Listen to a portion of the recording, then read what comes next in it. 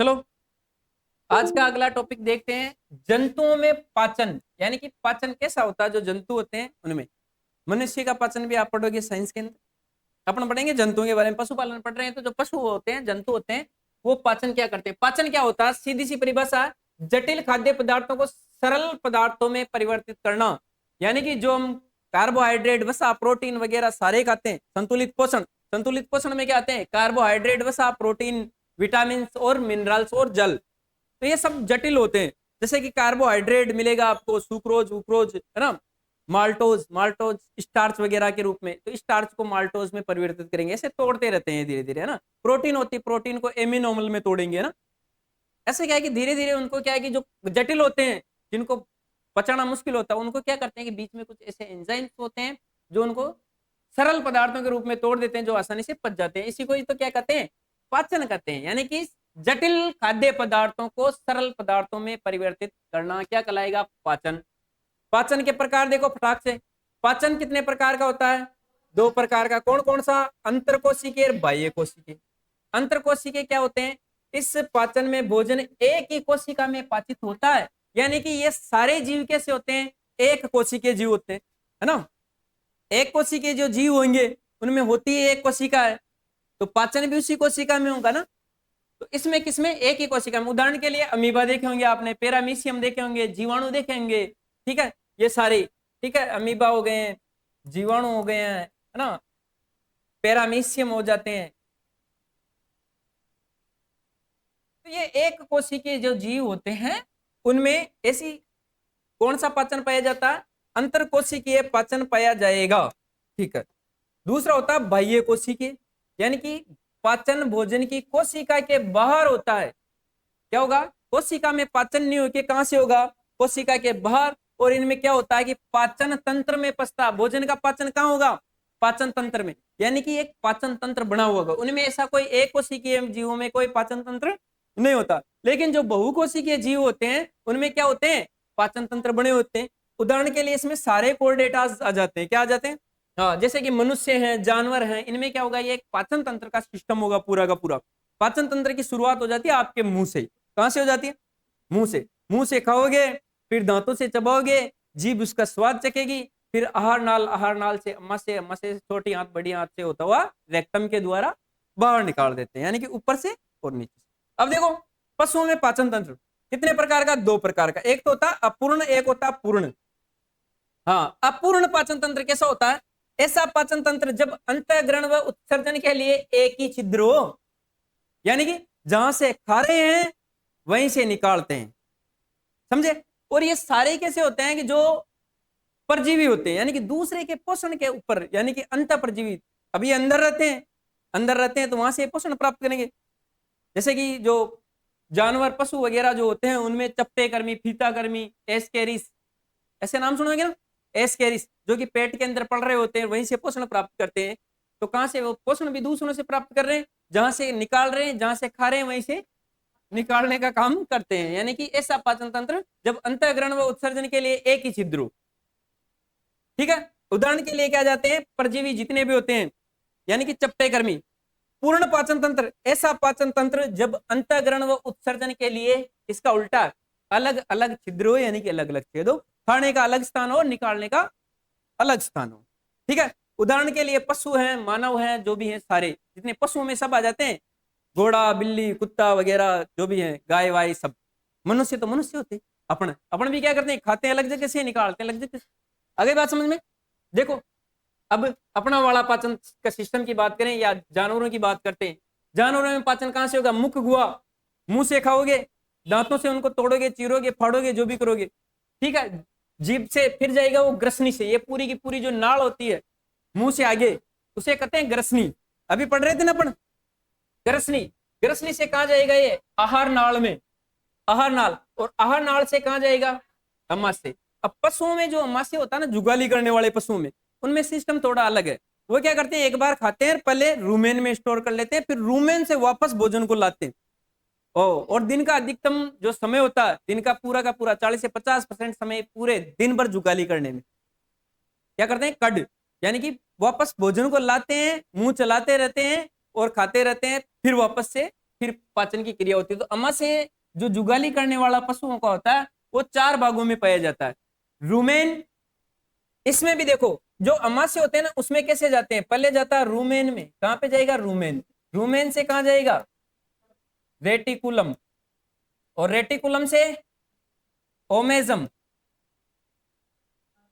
हाँ ओमेजम, और एबोमेजम, एबोमेजम, और एबोमेजम में ही क्या होता है, पाचक रसों का स्राव होता है, यानी कि HCl वगैरह जो होते हैं वो कहां पे होते हैं, HCl, भोजन को पचाने के लिए कौन सा अम्ल होता है, HCl, HCl काम में लेते हैं और वो पच जाता है, यानी कि एबोमेजम को ही वास्तविक अमाशय कहा जाता है। ये बाकी तो ऐसे स्टोर करने के, यहाँ पे स्टोर होता है रूमेन में, रूमेन से वापस आएगा, ठीक है, फिर वापस से जाएगा, फिर एबोमेजम में जाके भोजन पचता है, ठीक है। अमाशय की यह प्रक्रिया निभाएगा, इसके बाद वापस से भोजन कहाँ आएगा, अमाशय के बाद छोटी आंत में, और छोटी आंत से कहाँ, बड़ी आंत, और बड़ी आंत से सीधा कहाँ पे, बाहर, यानी कि रेक्टम में, रेक्टम यानी कि गुदा के द्वारा बाहर निष्कासित कर दिया जाता है, कि जो कि अपूर्ण पाचन, यानी कि जितना पाचन हुआ उसको तो काम में ले लेते हैं, छोटी आंत बड़ी आंत किसके द्वारा, रक्त के द्वारा, ठीक है, लेकिन जो बच गया जिसका पाचन नहीं हुआ वो डेली की प्रोसेस है कि उसको किसके द्वारा, उत्सर्जन के द्वारा बाहर निकाल दिया जाता है, ठीक है। भोजन मार्ग समझ में आ गया ना भाई, कहां कहां से भोजन होगा, अरे रेडी है काम, ठीक है। पाचन की अवस्थाएं देखो, अंतःग्रहण, ये सब पाचन की अवस्था। अंतःग्रहण, अंतःग्रहण क्या होता है कि जो पशु होता है उसको खाता है, खाने की प्रक्रिया को क्या कहते हैं, अंतःग्रहण, और सीधा सीधा ही भोजन कहां ले जाता है, अंदर। दूसरा शब्द है मेस्टिफेशन, मेस्टिफेशन क्या होता है, मेस्टिफेशन होता है भोजन को दांतों से चबाना, अपन क्या करते हैं, भोजन को दांतों से चबाएंगे,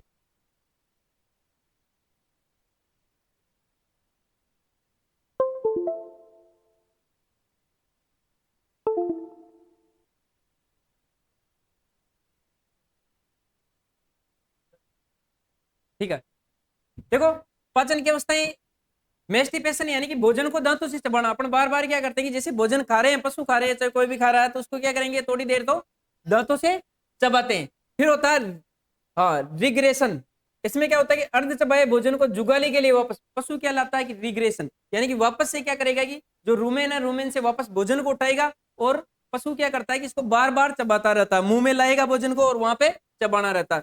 केड चेविंग, कड चेविंग, कड चेविंग भी वही होती है जो जुगाली करना, इसे क्या कहते हैं, कड, अंग्रेजी में कहा जाता है कड, चेविंग यानी चबाना, ठीक है, भोजन को रूमेन से वापस लाकर चबाना।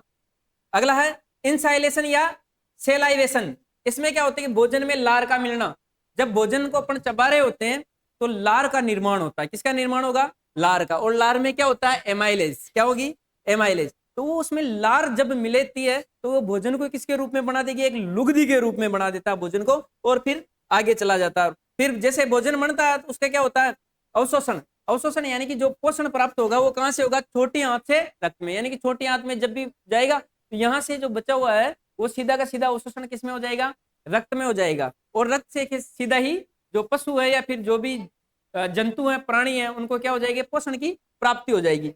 अगला है इगेशन या उत्सर्जन, उत्सर्जन के रूप में, यानी कि जो बचा हुआ अपूर्ण भोजन है उसको क्या करते हैं कि जो पशु होते हैं वो बाहर निकाल देते हैं ना, गोबर के रूप में या मल के रूप में, ठीक है, हाँ, तो मल के रूप में क्या हो जाता है, इसका उत्सर्जन होता है। ये पूरी की पूरी अवस्था होती है, यानी कि पहले भोजन को ग्रहण करेगा, बाद में भोजन को किससे चबाएगा, दांतों से, इसे कहते हैं मेस्टिफेशन, और वापस से जुगाड़े के लिए लाना यानी कि रिग्रेशन, और कैड चेविंग यानी कि जो चबाने को क्या करता है वो बार बार ऐसे मुंह चिंगम की तरह चबाता है ना, अरे पशु चिंगम खाते हैं कि नहीं खाते, हाँ, उसकी चिंगम, पशु की चिंगम क्या है, कड, और चबाना यानी कि चेविंग, चिंगम को चेविंग क्यों कहा जाता है, इसीलिए तो कहा जाता है कि यानी आप भी क्या करते हो, जुगाली करते रहते हो, ठीक है, तो भोजन को वापस ला के चबाएगा। और एनाइसाइलेशन या सेलाइवेशन क्या होता है कि भोजन में लार का मिलना, यानी कि लार मिलेगी उसके बाद छोटी आंत में जाएगा और वहां से सीधा ही अवशोषण हो जाएगा, बचे हुए जो भोजन है साइलेंट उत्सर्जन के रूप में बाहर निकाल दिया जाता है। अब देखो पशुओं का आमाशय जो होता है के आधार पर वर्गीकरण कितने भागों में बांटा गया, 3 भागों में। जानवरों को कितने भागों में बांटा है, 3 भागों में। पहले जो जानवर होते हैं उसे कहते हैं रोमंती पशु, यानी कि रूमिनेंट, जो एनिमल रूमिनेंट, रूमिनेंट यानी कि रोमंथी, ये क्या करते हैं, ये जुगाली करते हैं, ठीक है, जैसे कि गाय भैंस भेड़ बकरी है, इनका अमाशय कितने भागों में बटा हुआ होता है? 4 भागों में बटा हुआ था। पहला होता है रूमेन, अमाशय का सबसे बड़ा भाग होता है, यानी कि अमाशय के 4 बंटवारे किए पढ़ने, उसमें से आपको पूछ लेगी भाई सबसे बड़ा भाग कौन सा होता है, तो रूमेन। और इसका कार्य कुछ नहीं है, ये क्या करता है कि भोजन के भंडारण का कार्य करता है, यानी कि पशु खाएगा, खाते ही सीधा ही कहां जाके अटकेगा वो भोजन, कहां जाके स्टोर हो जाएगा? रूमेन में। रूमेन से वापस भोजन आता है, फिर उसको वो क्या करेगा? कल्ड चेविंग करेगा, यानी कि जुगाली करेगा, फिर वापस से जाएगा, तब जाके क्या होगा? पाचन होगा। ठीक है, अगर इसकी पीएच पूछे तो कितनी होती है? 5.8 से 6.8 इसकी पीएच होती है। सबसे बड़ा भाग है एक तो ये। आगे बात समझ में? ठीक है, रूमेन। तो रूमेन ही क्या करता है कि भोजन का भंडारण करता है। देखो छोटे बच्चों में, जो कि बच्चे होते हैं, बछड़े होते हैं, जब नवजात होते हैं, उनमें जो रूमेन होता है ये कम विकसित होता है। इसकी जगह पे सबसे बड़ा भाग, यानी कि आपको पूछ लिया जाएगी बछड़ों में सबसे बड़ा अमाशय का कौन सा भाग होता है, तो वहां होता है एबोमेसम। क्योंकि बछड़ा जो होता है वो चारा वारा तो खाता नहीं, स्टोर करने का कोई काम नहीं होता, सीधा ही क्योंकि दूध पी रहा है या कीस पी रहा है, पाचन का काम होगा, और पाचक रस कहाँ मिलेंगे? एबोमेजम में। एबोमेजम ही सबसे ज्यादा विकसित होता है, वही सबसे ज्यादा बड़ा होता है। छोटे छोटे जैसे जैसे जो बछड़े होते हैं वो बड़े होते जाते हैं, धीरे धीरे किसका विकास हो जाता है? रूमेन का। और रूमेन हमेशा किस तरफ होते हैं? ये बाईं ओर होगा। किस ओर होगा? बाईं ओर। यानी कि पशु के किस ओर रूमेन पाए जाते हैं? बाईं ओर। हाँ, इसीलिए पशुओं का जब भी कास्टिंग करते हैं, कास्टिंग यानी कि पशु को दवाई ववाई या इंजेक्शन लगाने के लिए या किसी भी उद्देश्य से पशु को नीचे गिराना, उसे कहते हैं कास्टिंग। क्या कहते हैं? कास्टिंग। कास्टिंग किस तरफ की जाती है? तो वो दाईं तरफ की जाती है, यानी पशु को किस ओर गिराएंगे? दाईं तरफ। अब जब भी पशु खा लेता, ज्यादा खा लेता है, आफर आ जाता, पेट फूल जाता, तो वो किसके फूलने के कारण होता है? रूमेन के फूलने। और रूमेन हमेशा किस तरफ होता है? बाईं ओर। तो बाईं ओर अपन देखते हैं, वहां पे क्या लगाया जाता है? ट्रोकार कैनोला लगाया जाता है। फिर उससे क्या होती है कि पशु की गैस निकल जाती है। गैस जब भी बढ़ती है ना, वो यहीं पे बढ़ती है। समझ में आ गया? आपको पूछ ले कि रूमेन किस ओर होता है? बाईं ओर। इसीलिए पशुओं को जब भी कास्टिंग करेंगे, यानी कि जब भी पशु को जमीन पे गिराएंगे, तो अपन बाईं ओर ही गिराएंगे, दाईं ओर, सॉरी दाईं ओर गिराएंगे, क्योंकि बाईं ओर नहीं गिराएंगे, क्योंकि बाईं ओर क्या होते हैं? रूमेन होता है। आगे बात देखो, अगला है रेटिकुलम। दूसरा पार्ट कौन सा है इसका?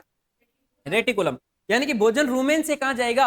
रेटिकुलम में जाएगा। ये कितना? ओनली सबसे छोटा भाग। सबसे बड़ा भाग पूछे तो कौन सा? रूमेन। सबसे छोटा भाग पूछे तो रेटिकुलम। यानी कि सबसे छोटा भाग होता है। अमाशय का कितना परसेंट होता है? 5% होता है केवल। इसकी आकृति मधुमक्खी के छत्ते के समान होती है, इसीलिए इसे क्या कहा जाता है? हनीकॉम्ब कहा जाता है। मधुमक्खी के छत्ते के समान आकृति वाला अमाशय का कौन सा भाग है? रेटिकुलम। और इसकी आकृति कैसी है? हनीकॉम्ब जैसी, मधुमक्खी के छत्ते के समान। यानी कि हनीकॉम्ब किसे कहा जाएगा? तो रेटिकुलम को कहा जाता है। पूछ लेगा। इसका आकार कैसा होता है? नाशपाती के समान। नाशपाती को देखा ना, ऊपर से कैसी होती है? तीखी, और नीचे से चौड़ी वाली। तो यानी कि नाशपाती के समान इसका आकार होता है। इसका मुख्य कार्य क्या होता है? अखाद्य वस्तुओं को रोकना। यानी कि पशु क्या करता है? कई बार कंकड़ पत्थर कीले वगैरह ऐसे थोड़ी निकाल दे, खा रहे हो तो सब मिट्टी विट्टी जो खिला देते हो, कंकड़ पत्थर कुछ भी आ गए, है ना, या फैक्ट्री से कोई नुकीली चीजें टूट के आ गई, सुई आ गई, सबको खा ले गए। पॉलीथीन खा लेता है, कई बार देखा होगा। वो जाके कहाँ रुकते हैं? वो हनीकॉम्ब, यानी कि उसका जो भोजन है वो एक बार खाने के पश्चात रेटिकुलम में जाएगा, और रेटिकुलम इसी को रोकने का काम करता है, यहाँ से आगे नहीं जाने देता। मधुमक्खी के जो छत्ते होते हैं वैसे आपने देखा होगा, कई बार मरे हुए जो पशु होते हैं, तो फिर उनके पेट से बहुत सारी थैलियां, कपड़े वगैरह ऐसी चीजें निकलती है, वो वहां पे स्टोर रहती है, और पशु को मरने नहीं देती। कुछ भी खा लेगा, कहाँ पे जाके रुकेगा? रेटिकुलम में जाके रुकेगा। आगे बात समझ में? तो इन चीजों को रोकने का काम कौन करता है? रेटिकुलम। इसका और कोई काम नहीं है। इसका काम है भंडारण का। इसका काम है अखाद्य वस्तुएं, जैसे कि कील नुकीली वस्तुएं, कंकड़ है, पत्थर है, सब खा लेगा। तो इसको कौन रोकेगा? रेटिकुलम। अगला होता है ओमेजम। क्या होता है? ओमेजम। हाँ,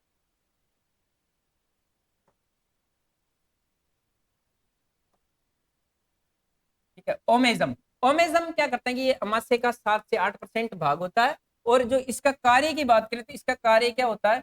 ये इसका कार्य होता है अतिरिक्त जल का अवशोषण करने का। क्या करेगा ये? अतिरिक्त जल के अवशोषण का काम करता है। अतिरिक्त जल का अवशोषण। हाँ, क्योंकि जल जब तक ज्यादा रहेगा तब तक पाचन नहीं होगा। तो ये यहाँ पे क्या करता है? यहाँ से जैसे रेटिकुलम से भोजन आगे बढ़ा और ओमेजम में गया, ओमेजम का कार्य कुछ नहीं है, ये क्या करेगा कि भाई जो जितना एक्स्ट्रा जल है उसको ये यहीं पे रोक लेता, फिर आगे भोजन को बढ़ाता है पाचन के लिए। ठीक है, इसकी आकृति कैसी होती है? इसकी आकृति होती है ग्लोब के समान। कैसी होती है? ग्लोब नुमा, ग्लोब जैसा ये दिखाई देता है ना पशुओं में। ठीक है, कार्य इसका हो गया, ये 7-8% होता है, ये दोनों बराबर होते हैं ना। अगला है एबोमेजम। ओरिजिनल जो अमाशय होता है यही होता है, इसे ट्रू स्टोमच इससे कहा जाता है। क्या कहा जाता है? ट्रू स्टोमच, यानी कि वास्तविक अमाशय इसे कहा जाता है, सत्य अमाशय। ये भी 7-8% के लगभग होता है। कार्य क्या? इसका भोजन का पाचन करता है। पाचन कहाँ होगा? यहाँ पे, वहां से स्टोर हो रहा है, आगे बढ़ रहा है, इसके बाद पाचन का काम यहाँ पे। पाचक एंजाइम व पाचक रसों का स्राव होता है। तो एंजाइम जितने भी फर्मेंटेशन किण्वित वगैरह जो होंगे वो एंजाइम कहाँ पाए जाएंगे? इसमें पाए जाएंगे। पाचक रसों का स्राव होता है यहाँ पे, जैसे कि HCl, पेप्सिनोजन ये वगैरह जो होते हैं ना, वो वहां पे देखो इसे लिखा है, HCl व पेप्सिनोजन का स्राव भी यहीं से होता है। और यही तो भोजन का क्या करते हैं? पाचन करते हैं। भोजन को पचाने का काम, सड़ाने का काम कौन करेगा? HCl व पेप्सिनोजन। ठीक है, इंपॉर्टेंट है। इसे ही क्या कहा जाता है? वास्तविक या सत्य अमाशय कहा जाता है। बाकी के तो क्या है कि सबके सब सहायक है, वो रोकने का काम कर रहे हैं। लेकिन ओरिजिनल जो अमाशय की बात करें, ट्रू स्टोमच की बात करें, तो कौन है?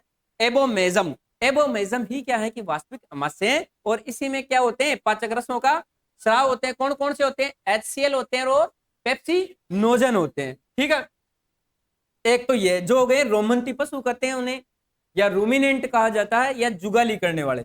अगला होता है अरोमंती पशु। ये क्या करते हैं? ये जुगाली नहीं करते। अरोमंती जो पशु होते हैं ये जुगाली नहीं करते, और इनके अमाशय में कोई विभाजन नहीं होता। यानी कि अपने अमाशय में कोई विभाजन है क्या? मनुष्य के अमाशय के कोई विभाजन है क्या?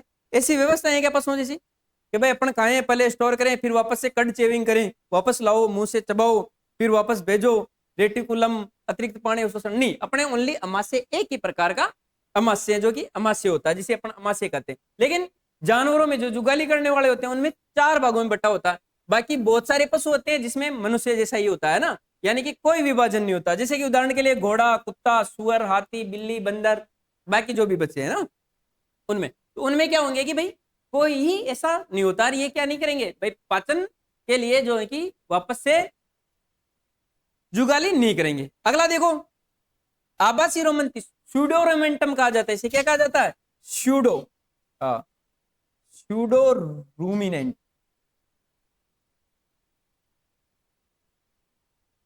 स्यूडो रूमिनेंट, ये स्यूडो रूमिनेंट होते हैं। ये जुगाली तो करते हैं, सुनो, स्यूडो रूमिनेंटम क्या करते हैं? जुगाली करते हैं। लेकिन इनका अमाशय 3 भागों में बटा हुआ होता है। अमाशय कितने भागों में बटा हुआ होता? 3 भागों में। यानी कि अमाशय के जो 4 भाग थे उनमें से एक भाग इनमें क्या रहता है? एब्सेंट रहता है। कौन सा वाला? ओमेजम। कौन सा रहेगा?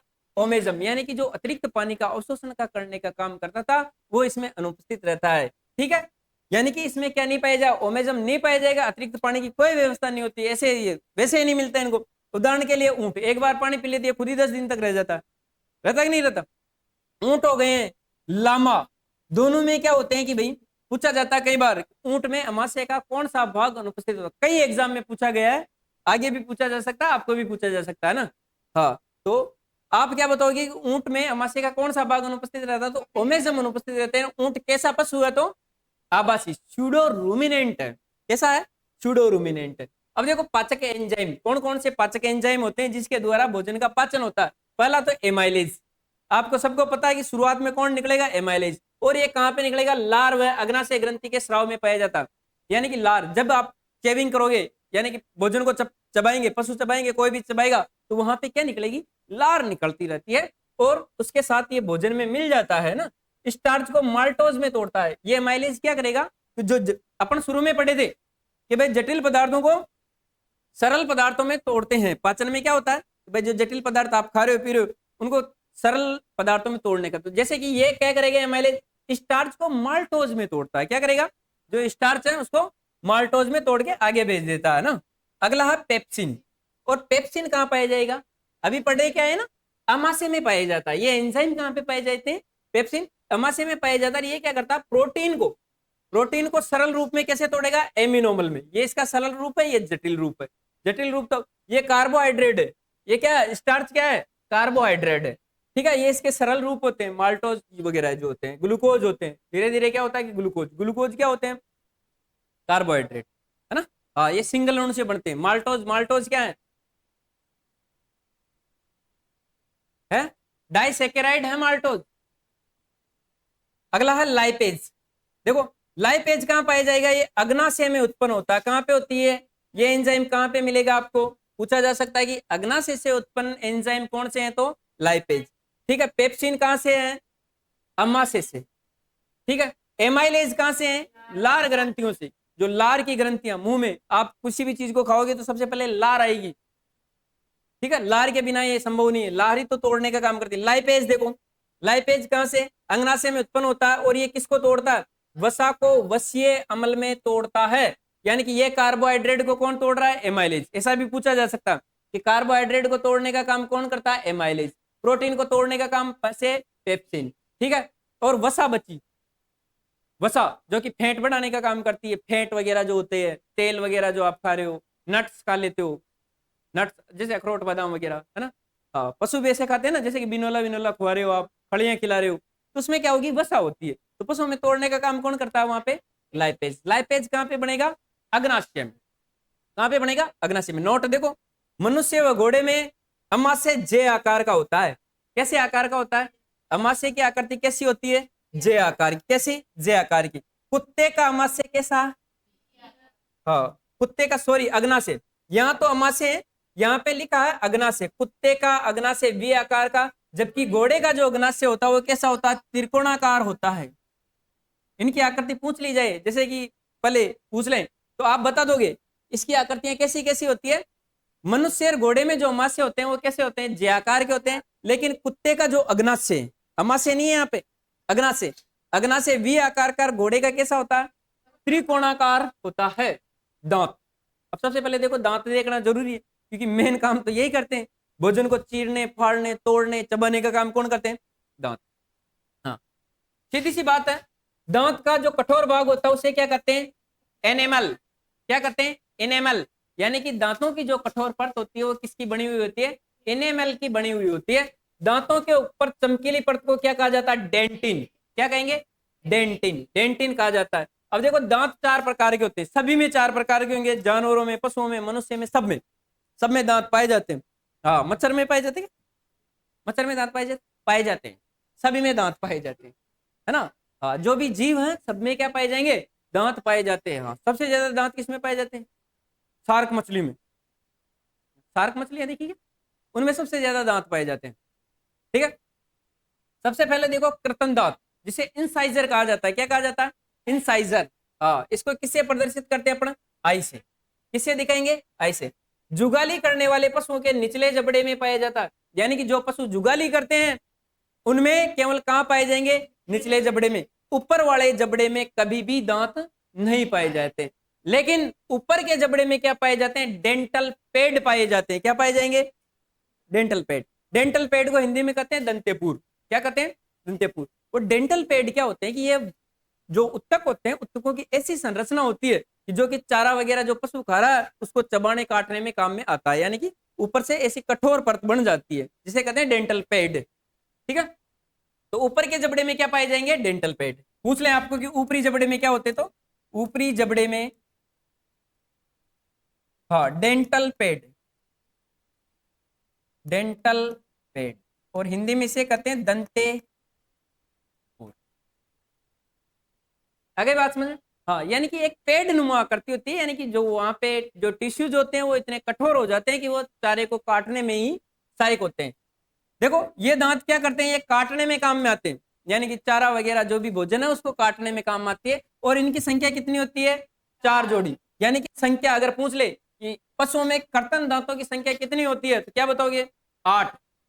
जोड़ी का मतलब जोड़ा, एक जोड़े में 2 होते हैं, तो 4 के कितनी हो गई, टोटल 8। संख्या कितनी हो जाएगी इसकी, 8। ठीक है, अगले देखो कील दांत, इसे शीशे दिखाते हैं, यानी कि कैनाइन। और ये जुगाली करने वाले पशुओं में अनुपस्थित होते हैं। यानी कि ये जो जीव, ये जो दांत हैं, ये दांत चीरने फाड़ने के काम आते हैं। किसके, चीरने फाड़ने। कील दांत यहाँ पे पाए जाते हैं साइड में। यानी कि जो कर्तन दांत होते हैं, कर्तन दांत के दोनों साइड क्या पाए जाएंगे, कील दांत। ये पाए जाते हैं कुत्ते वगैरह में, ठीक है। किसमें पाए जाते हैं? संख्या कितनी होती है? 2 जोड़ी होती है। किसमें पाए जाते हैं? कुत्ते, बिल्ली, बंदर, इंसान, सब में। आप में भी पाए जाते हैं ना? हाँ, 2 जोड़ी है आप में भी, एक जोड़ी नीचे के जबड़े में, एक जोड़ी ऊपर के जबड़े में। ये क्या होते हैं? ये मांसाहारी जीवों में पाए जाते हैं। किसमें पाए जाते हैं? मांसाहारी जीव में। और मनुष्य कैसा? सर्वाहारी है, सबको खा जाता है। मोर कैसा है? सर्वाहारी, वो शाक भी खाता है, मांस भी खाता है।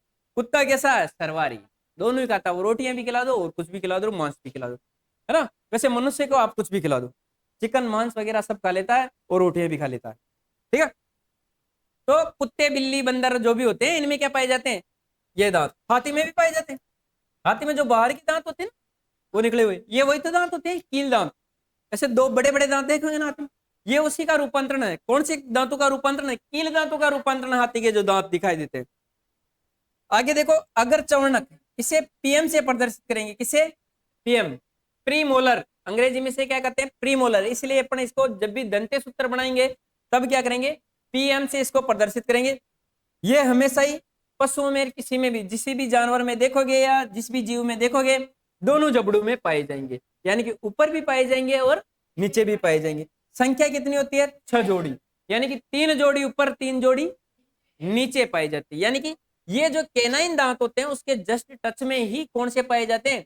अग्रचवर्णक, ठीक है। हाँ, ये सभी दांत 2-2 बार आते हैं, यानी कि ये कैसे दांत होते हैं? स्थायी भी होते हैं, अस्थायी भी होते हैं। यानी कि एक बार गिरेंगे फिर वापस जाएंगे। पशुओं में भी गिरते हैं, सभी में गिरते हैं। पहली बार जैसे कर्तन दांत गिर गए, फिर वापस से आते हैं, फिर स्थायी होते हैं ना। आगे देखो,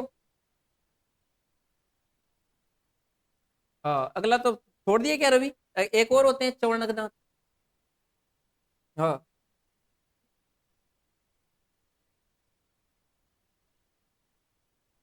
चवर्णक दांत, ठीक है। ये जो दांत होते हैं ये केवल स्थायी दांत होते हैं। कैसे दांत होते हैं? स्थायी दांत। आपको पूछ लिया जाएगा स्थायी दांत कौन से होते हैं, तो चवर्णक दांत। इसे एम से प्रदर्शित करते हैं अपन, किससे? एम से, यानी कि मोलर होते हैं। क्या होते हैं? मोलर। हाँ, ये किस काम आते हैं? ये चबाने के काम में आते हैं। किसके काम में आएंगे? चबाने के काम आते हैं भाई, है ना। और ये जबड़े के सबसे अंत में पाए जाते हैं और प्रीमोलर जो दांत होते हैं उसके समीप रहते हैं। इसकी भी कितनी जोड़ी होती है? 2 जोड़ी पाई जाती है, ठीक है। हाँ, 3 जोड़ी किसकी है? अगर चौर्णक की। 2 जोड़ी किसकी है? इनकी, ठीक है। अस्थायी दांतों की संख्या देखो, अस्थायी दांत की संख्या, पशुओं की बात कर रहा हूं मैं। किसकी बात कर रहे हैं? पशु की। इंसानों की मत समझना ना। हाँ, अस्थायी दांतों की संख्या कितनी होती है? 20, ठीक है। एक बार आपको पूछ ले कि दंते सूत्र कौन सा है, तो ये है, इसे कहते हैं दंते सूत्र, ठीक है। दंते सूत्र होता है आई बटेवा आई प्लस सी बटेवा सी प्लस पीएम बटेवा PM plus M into 2। Into 2 जरूरी है, क्योंकि ये जितनी जोड़ी होगी उसका दुगुना करते ही क्या आ जाएंगे? संख्या आ जाती है। यहाँ पे क्या होती है? जोड़ियों की संख्या होती है।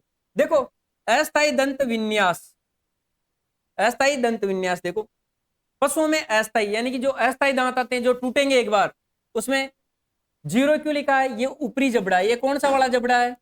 ऊपरी जबड़ा, ठीक है। ये कैसा है? निचला जबड़ा। अब अपन पहले पढ़ के आएंगे भाई, पशुओं में ऊपरी जबड़े में तो कोई दांत ही नहीं पाए जाते, वहां पे तो उसके स्थान पे क्या पाया जाता है?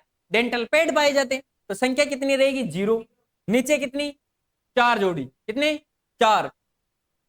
कैनाइन दांत पाए जाते हैं क्या पशुओं में? नहीं। जिसे कील दांत कहा जाता है वो नहीं पाए जाते, तो 0 0। यहाँ पे कितनी जोड़ी होती है अस्थायी दांतों में? 3 जोड़ियां होती है, ठीक है।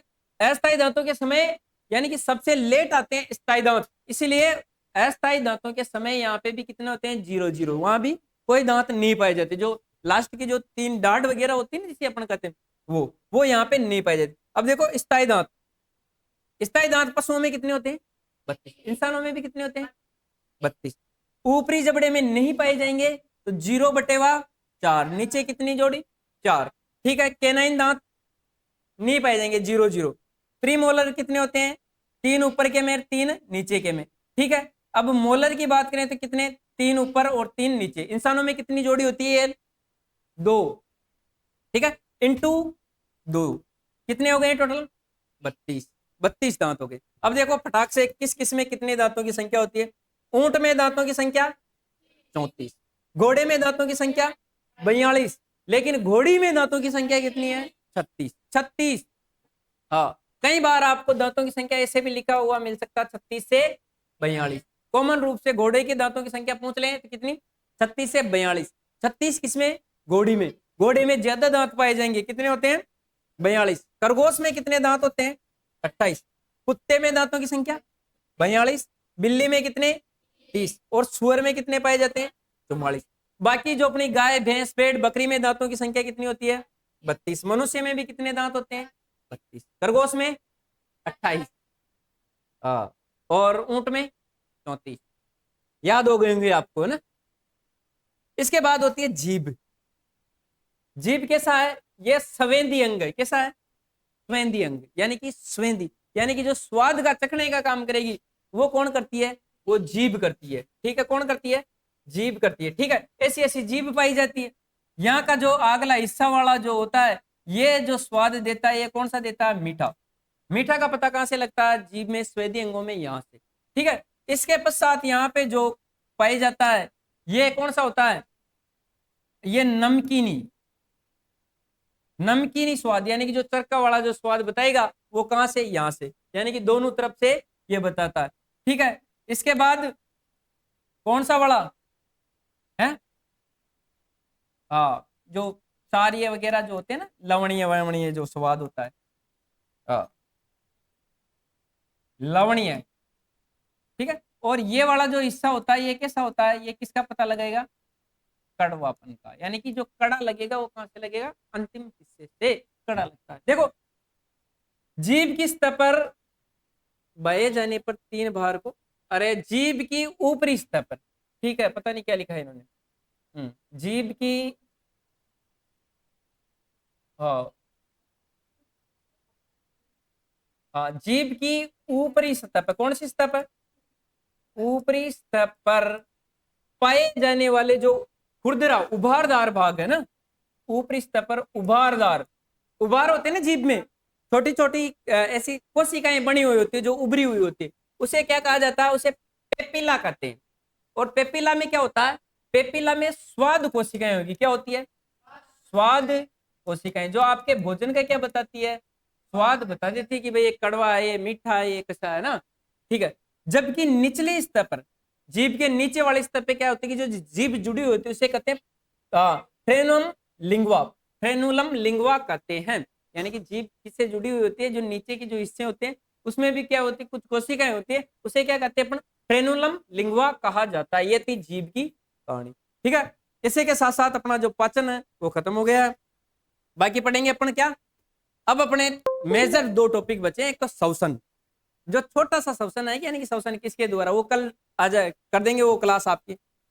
ज्यादा बड़ी क्लास नहीं है, छोटी सी। कि श्वसन के अंग होते हैं जो अलग अलग, कोई त्वचा से श्वसन लेता है, कोई गिल्ट से लेता है, कोई फेफड़ों से लेता है, अलग अलग अंग होते हैं, उनके बारे में पढ़ेंगे कौन से पशुओं में कैसे श्वसन लिया जाता है ना। आगे बात समझ में। उसके पश्चात अपना एक और टॉपिक है आवास का, फिर उसके बाद में खत्म अपना तो।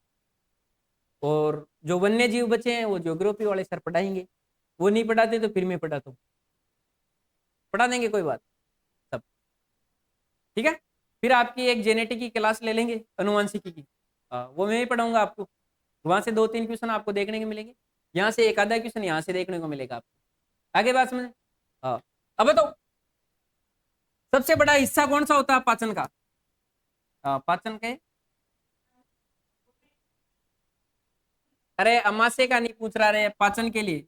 हाँ, बड़ा अंग कौन सा होता है? यकृत। अभी तो बताया था आप लोग। ठीक है, सबसे बड़ा जो अंग होते हैं वो क्या होते हैं? यकृत, जिसे लीवर कहा जाता है। ठीक है, अमाशय का सबसे बड़ा भाग, अमाशय का बड़ा भाग क्या होता है? रूमेन। और सबसे छोटा है, सबसे छोटा भाग रेटिकुलम। क्या होता है? रेटिकुलम। ऊंट और लामा में कौन सा भाग नहीं पाया जाता? ओमेजम। वास्तविक अमाशय यानी कि ट्रू स्टोमच किसे कहा जाता है? एबोमेसम। लार में कौन सा एंजाइम पाया जाएगा? बताओ, नहीं बता सकते ना? रवि बंद कर। ठीक है, ओके।